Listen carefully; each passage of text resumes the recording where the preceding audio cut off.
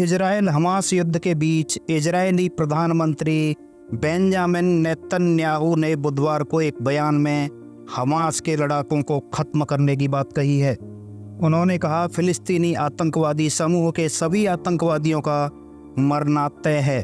शनिवार को हमास की ओर से इजराइल पर हुए अचानक हमलों की बात कही है। शनिवार को हमास की ओर से इजराइल पर हुए अचानक हमलों के बाद पहली बार नेतन्याहू ने हमास के खात्मे की बात कही। उन्होंने कहा, हम उन्हें बर्बाद कर देंगे जैसे दुनिया ने दाएश को खत्म कर दिया।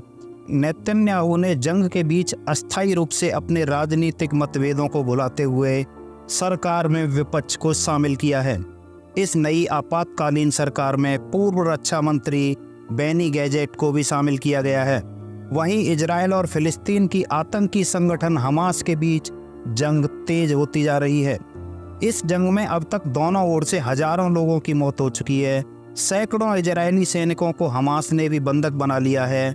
ये जंग 7 अक्टूबर को तब शुरू हुई थी जब हमास ने गाजा पट्टी से इजराइल की ओर रॉकेट दागे थे।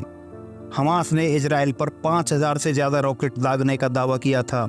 इसके बाद इजरायली प्रधानमंत्री बेंजामिन नेतन्याहू ने हमास के खिलाफ जंग का ऐलान कर दिया था।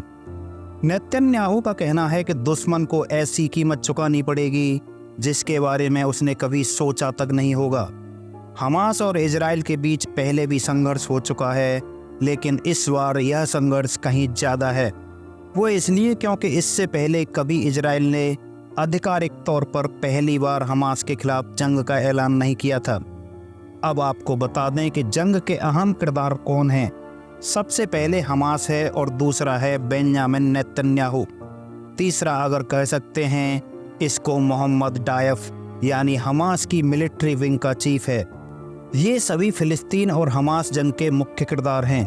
वहीं अगर मोहम्मद डायफ की बात करें तो इजराइल पर हमले का मास्टरमाइंड इसे ही माना जा रहा है। मोहम्मद डायफ साल 2002 से हमास की मिलिट्री विंग का प्रमुख है। जब डायफ 20 साल का था तो इसे फिलिस्तीन के पहले इत्तेफादा के समय इजरायली सरकार ने जेल भेज दिया था। 1996 में हुए एक बम धमाके में 50 से ज़्यादा इजरायली नागरिक मारे गए थे, जिसके बाद डायफ को जिम्मेदार बताया गया था।